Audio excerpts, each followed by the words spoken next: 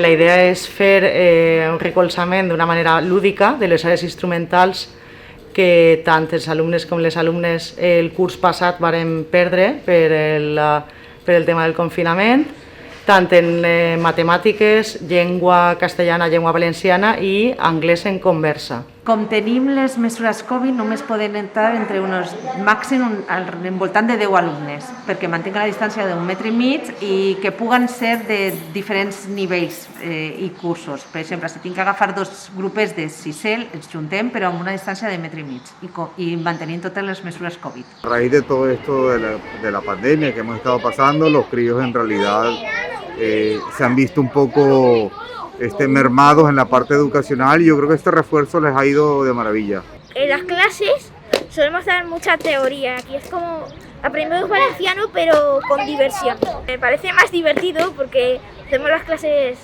muy divertidas en valenciano. La verdad que me parece una iniciativa fantástica, fantástica. Él va súper contento y a mí me parece muy bien, muy bien.